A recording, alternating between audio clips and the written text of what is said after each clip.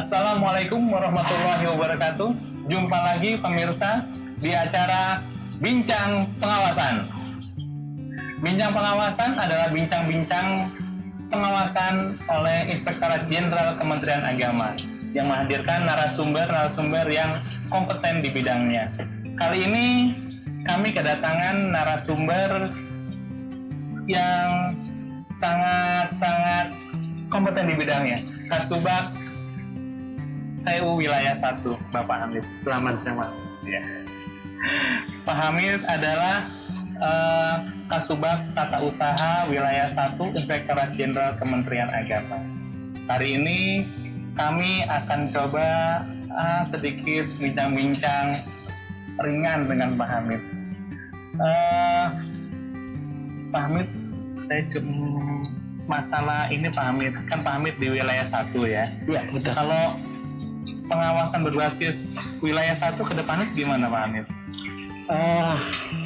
Gini Mas Agus, makasih nih pemirsa yang setia dengan Bincang Pengawasan. Saya punya beberapa hal ya terkait dengan pengawasan itu, Kalau pimpinan meminta dan di tingkat organisasi ya, Mas Agus ya, itu kita diminta itu beberapa langkah berada di depan gitu, step ahead. Jadi ada tiga langkah di depan itu. Apa? Saya mempersepsikan itu menjadi tiga pengetahuan atau insight yang harus dimiliki oleh insan pengawasan, dalam hal ini auditor, kemudian kita di Inspektorat Jenderal itu memiliki insight dari persepsi layer pengawasan gitu ya. Jadi kalau di organisasi, di Satker itu kan selaku pimpinan, selaku kepala kantor, selaku kepala unit itu mereka harus menguasai bagaimana kemudian melakukan pengendalian intern, melekat gitu ya, melekat. Itu pertama, itu harus dipahami dalam bingkai pengendalian sistem pengawasan intern pemerintah. Kemudian yang kedua, di dalam organisasi juga di situ ada semacam instansi atau satuan yang bertugas untuk melakukan pengawasan internal juga atas kinerja organisasi atau satuan kerja itu. Nah itu yang kedua. Nah itu Ijen juga harus mengetahuinya dulu gitu.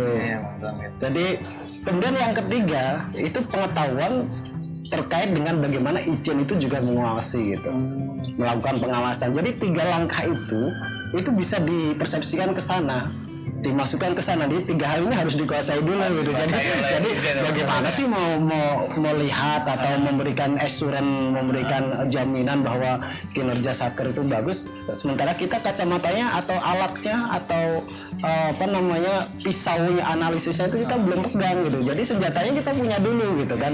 Senjatanya punya dulu. Nah, terkait dengan wilayah tentu sesuai dengan aturan kita melihat kepada wilayah yang ada sesuai dengan, misalnya di Ijen ini ada 4 wilayah gitu ya, se-Indonesia kan dibagi 4, termasuk salah satunya adalah wilayah 1 yang saya di situ adalah di tata usahanya itu. Kemudian juga mencoba meramu, kemudian mengkonsep dan seterusnya bagaimana pengawasan ke depan gitu. Pengawasan ke depan saya kira banyak hal yang mungkin dipesankan oleh pimpinan juga yang ini bisa kami terima sebagai bentuk mandatori atau tugas gitu, tugas. Nah, maksudnya apa? Jadi gini, mungkin narasumber yang lain juga sudah pernah menyampaikan bahwa kita ini diminta untuk mengetahui, kemudian memahami, dan terakhir memberikan solusi gitu.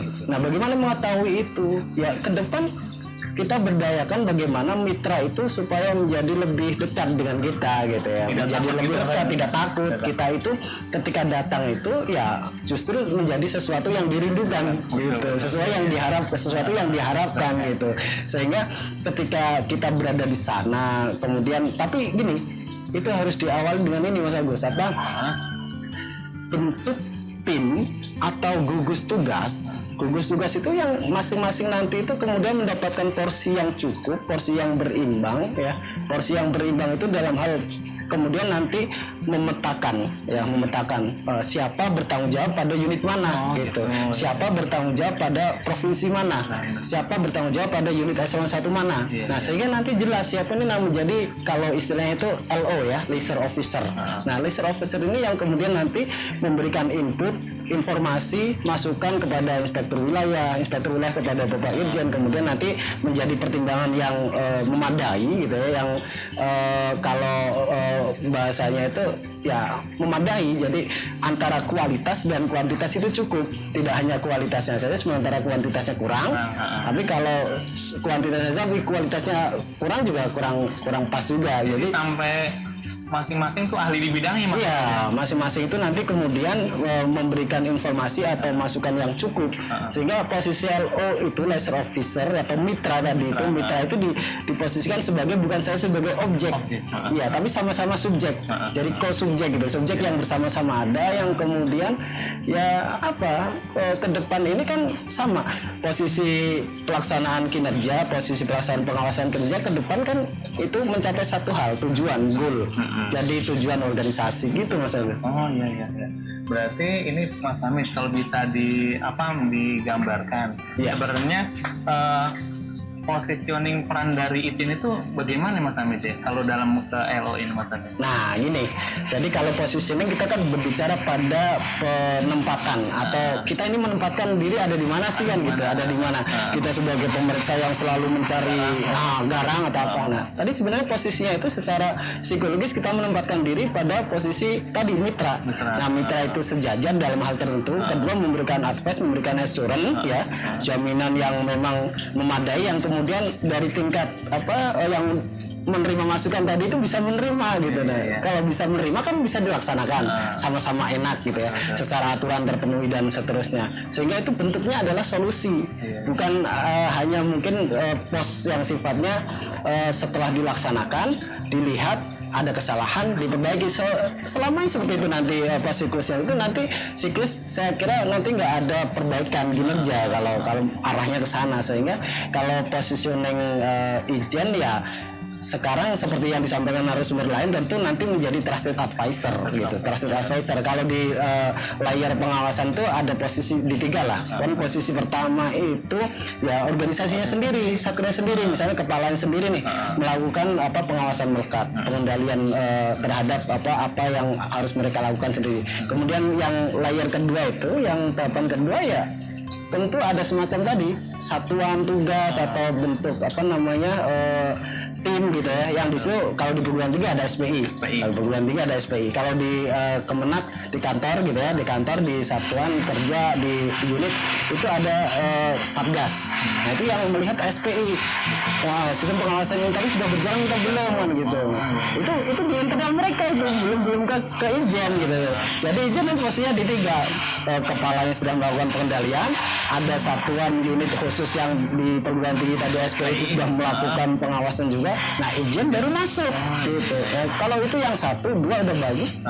Yang 3 pasti inilah sudah enak dah nanti jalan landing lah gitu. Kira-kira seperti itu. Jadi positioningnya itu ya Ijen itu menjadi trusted advisor terhadap yang sudah dilaksanakan, pengelolaan anggaran, pengelolaan laporan keuangan, termasuk laporan barang milik negara juga termasuk di dalamnya seperti itu.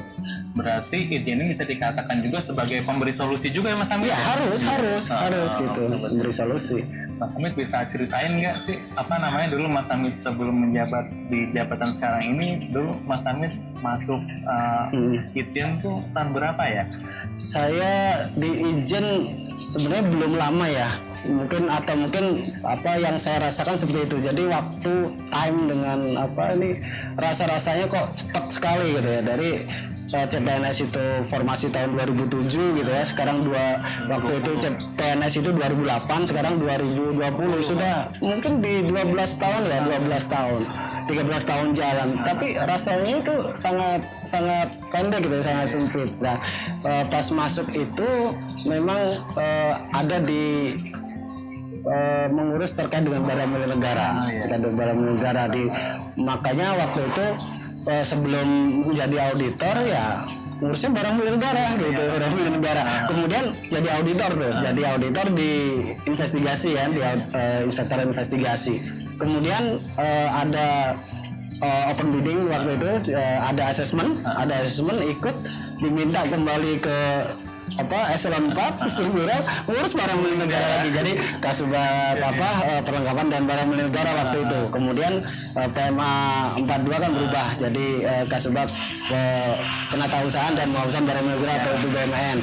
Nah, baru tahun 2018 akhir itu memang diminta pimpinan untuk membantu di Inspektorat Wilayah 1 di Tata Usaha. Jadi sebenarnya memang karena saking lamanya ngurusin barang milik negara gitu ya, mengurus barang milik, jadi kayaknya ada semacam passion gitu ya, terkait dengan barang milik, passion. Jadi kalau barang milik negara, oh iya gitu.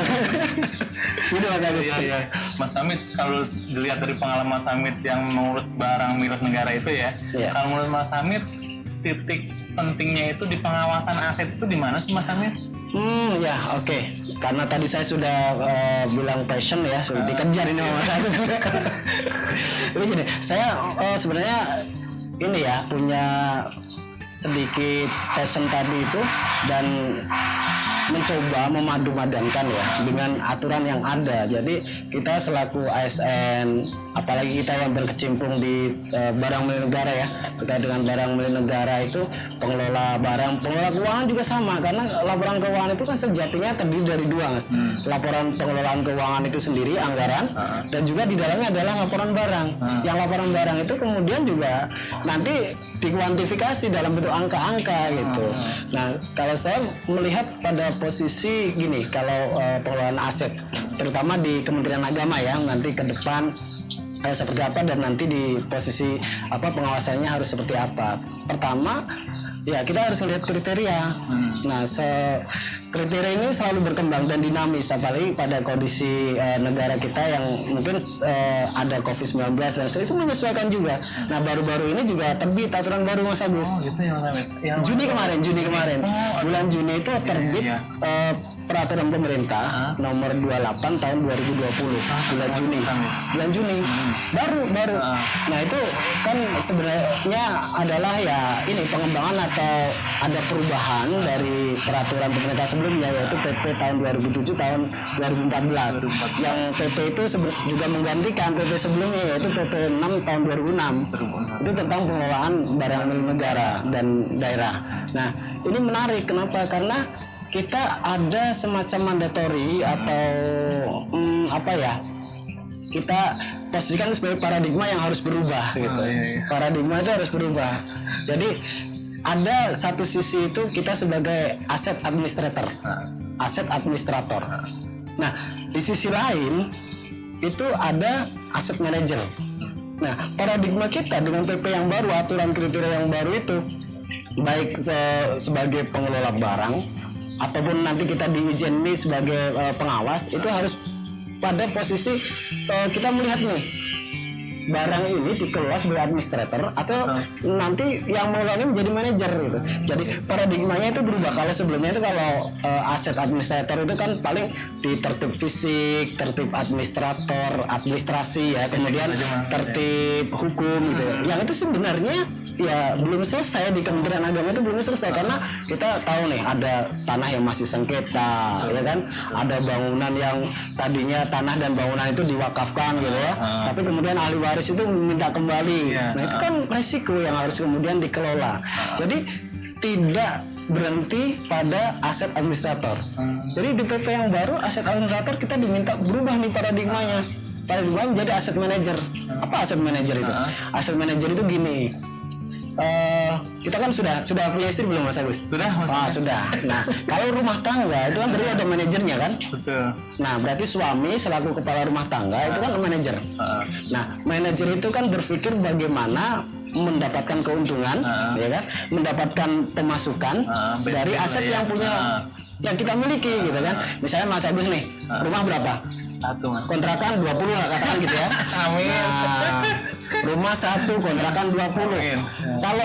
Kalau dia berpikirnya administrasi saja kan berarti wah saya punya rumah 1, punya kontrakan 20 pintu. Udah selesai kan?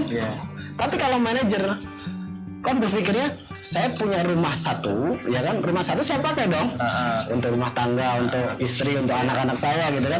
Tapi kalau kontrakan, masa saya pakai 20 pintunya? Oh iya. Kan enggak kan? Enggak. Maka 20 pintu itu saya harus berpikir selaku manajer untuk saya sewakan, mendapatkan penghasilan. Betul. Nah seperti itu. Nah nanti ke depan BUMN kita membangun gedung nih yang mewah, bertingkat dan seterusnya. Kalau ini kita gunakan semua, itu kan berarti untuk tusi saja selesai. Selesai sampai situ. Nah, kita harus berpikir membantu negara gitu kan, membantu mendapatkan penghasilan atau pemasukan negara. Nah, itu aset administrator. Yang aset administrator itu nanti ada 3 hal tuh. Jadi pelayanan. Kalau dulu nih kalau aset administrasi, itu kalau pelayanan itu bagaimana pelayanan berjalan dengan ongkos murah mungkin, benar. Ya kan? Nah kalau sekarang enggak, bagaimana pelayanan itu berjalan dengan prima dan kosnya itu yang efisien gitu. Jadi nggak peduli mahal boleh, tapi pelayanan berjalan dengan baik, prima gitu kan, dengan jalan prima. Kemudian ada juga nanti di situ revenue namanya. Revenue apa ya? Revenue. Jadi ada nilai yang kembali. Jadi ada penghasilan. Jadi kita membangun 2 gedung, misalnya gedung itu tidak kita gunakan semua atau berada di lokasi strategis nih, misalnya disewakan untuk ATM, kantin, untuk gedung balai pertemuan nikah dan seterusnya. Kita berpikir di situ menghasilkan pemasukan buat negara, buat KLBP. Nanti boleh ke depannya begitu. Boleh, harus seperti itu. Nah, justru gini, Kementerian Keuangan nih ya, Kementerian Keuangan selaku pengelola barang, kalau kita Kementerian Agama kan pengguna barang. Nah, pengelola barang ini sudah memulai tahun 2017, 2018, 2019 itu mereka itu luar biasa itu effort usahanya untuk melakukan apa yang dinamakan kemarin itu ada kita barang-barang kita itu dilihat kembali, mulai dari bangunan, kemudian dari tanah gitu kan, itu dilihat kembali itu. Iya, jadi aset itu kemudian dilihat pada daftarnya itu apa saja yang dimiliki oleh Kementerian Agama gitu kan. Kemudian daftar aset itu mana-mana yang kemudian ini bagian dari aset itu dapat dimanfaatkan. Nah, dimanfaatkan itu beda loh. Kalau digunakan itu kan tugas dan fungsi, ya kan? Iya betul. Tugas dan fungsi. Tapi kalau dimanfaatkan itu digunakan oleh pihak ketiga. Pihak lain ya. Oleh pihak ketiga. Nah, pihak ketiga itu harus membayar sewa dong. Nah, membayar sewa itu mendapatkan nanti akan masuk kepada penghasilan gitu loh, pendapatan negara PNBP gitu. Masuk ke Nah, negara ya. itu tadi jadi paradigma yang berubah dari aset administrator ke aset manajer itu sudah dimulai. Jadi kalau Kementerian Agama tidak berpikir ke sana, karena gini, kalau kita misalnya gini ya Mas Agus ya, kita pakai semacam analisis SWOT gitu ya. Jadi ada kekuatan, kemudian ada kelemahan, kemudian ada peluang dan tantangan gitu ya. Itu Kementerian Agama itu luar biasa asetnya itu. Kenapa? Karena jumlahnya itu sangat besar. Sebelum revaluasi aset yang tadi 2017 sampai 19, itu nilai untuk yang ruang lingkup reval itu hanya bangunan, tanah, JIJ, itu nilainya hanya 47 triliun. 47 triliun. Iya, di Kementerian Agama. Tapi setelah reval itu 2 kali lipat. Itu hampir 90 triliun gitu. 90 triliun angkanya. Itu tanah, bangunan, dan JIJ, jalan, irigasi, jalan, jembatan, bangunan air gitu. Itu belum yang perawatan dan mesin ya. Yang mungkin beberapa dari bagian BUMN itu kemudian bisa disewakan. Jadi arahnya ke sana gitu. Jadi kita bisa jadi nomor 1 penyumbang ke negara paling banyak. Betul. Nah, sekarang kan kalau di Kementerian Agama kita sama-sama tahu kan ada PNBP itu PNBP yang fungsional. Seperti perguruan tinggi. Nah, itu kan UKP, nah itu kan PNBP. Kemudian ada NR, nikah dan rujuk, ya kan?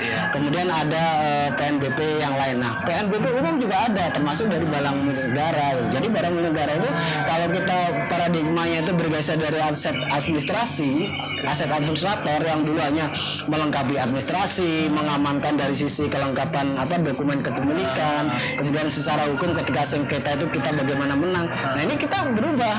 Dan bagaimana dari BUMN yang ada itu kemudian mendapatkan income masuk ke kita dan itu masuk ke negara gitu. Jadi memang ada pergeseran paradigma itu gitu. Berarti harus tetap didukung sama teknologi informasi juga Mas, gitu Mas. Iya betul. Nah makanya teknologi informasi kalau dari sisi pengelolaan barang milik negara itu memang sudah sangat baik ya, tetapi persepsi menjadi penting juga. Karena persepsinya apa? Kalau dulu nih barang milik negara itu, misalnya kendaraan dinas saja, itu kan harus diluruskan gitu kan. Jadi barang milik negara itu ketika itu diserahkan digunakan itu persepsinya jangan berpikir bagaimana nanti lama-lama menjadi saya, jangan gitu kan.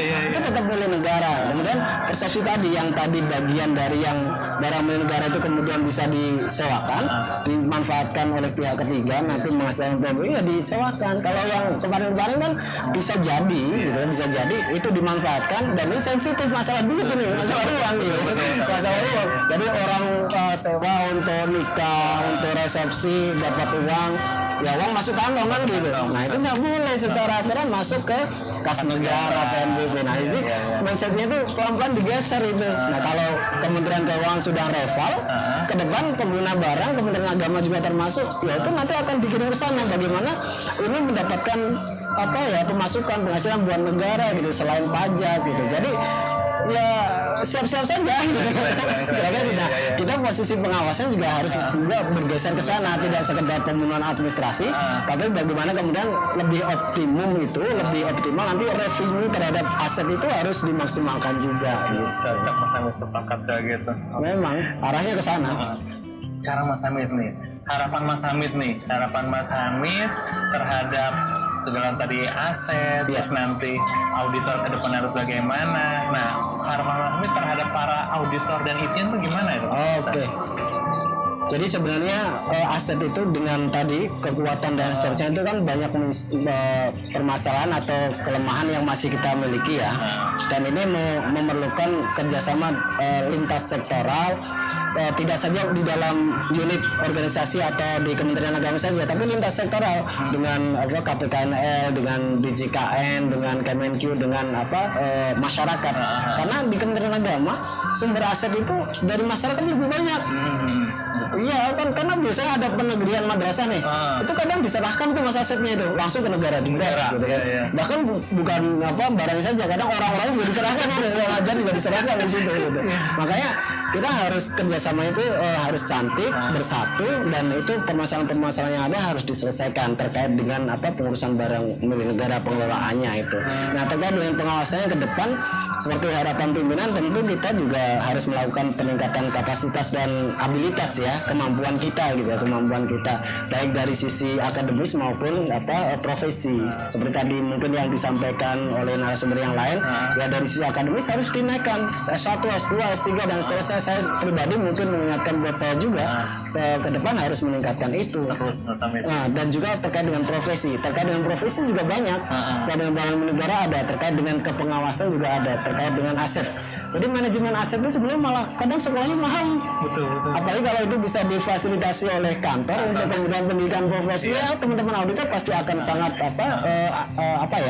intens ya, fokus, dan mungkin ketertarikannya mungkin banyak lah gitu ya. Karena jarang orang itu kan apa sih barang kan gitu, biasanya kan menjadi second di nomor 2 kan lah gitu.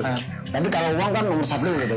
Nah, padahal ini penting. Kenapa? Karena pengelolaan uang tadi, nah itu kan nanti residualnya gitu kan, bekasnya itu, hasilnya itu, outputnya itu kan barang, bangunan, peralatan dan mesin. Apalagi sekarang kalau kita lihat perkembangan aset itu kan ada sumber yang ini hanya ada mungkin di Kementerian Agama ya pada awalnya, karena ini SBSN ini bunyinya nomenklaturnya kan syariah gitu kan, sebenarnya penempatan dana haji dan lain sebagainya itu kemudian menjadi sukuk SBSN yang itu menjadi beberapa sumber di beberapa proyek strategis ya, yang memang di situ nilainya itu besar. Nah itu memang harus hati-hati gitu kan ke depan. Bagaimana pelaksanaannya kemudian dikawal supaya tidak one prestasi pelaksanaannya. Bagaimana kemudian nanti ketika itu sudah menjadi produk, menjadi bangunan, itu kemudian digunakan secara maksimal untuk tugas dan fungsi, dan pendidikan ya, biasanya pendidikan, haji, pelayanan kepada masyarakat, dan juga terakhir ketika itu ada bagian ya tadi kembali ke aset manager itu, ada bagian yang mungkin nanti itu bisa disewakan menghasilkan pendapatan buat negara. Lagi-lagi ya PNBP buat negara, karena berpikirnya aset manajer tadi itu ya harus dimaksimalkan gitu.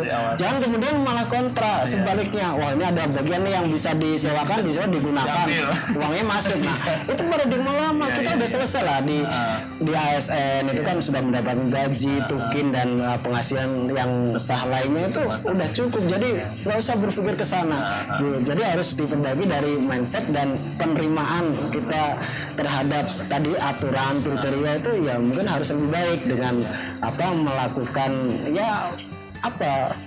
kita mengembangkan diri dari sisi ketahuan kita ya, insight kita terhadap aturan itu sendiri, kemudian nanti dinamika masyarakat, karena kita kan lekat nih dengan pelayanan masyarakat. Nah dari sisi pengawasannya harus melihat ke sana juga nanti Mas Agus gitu.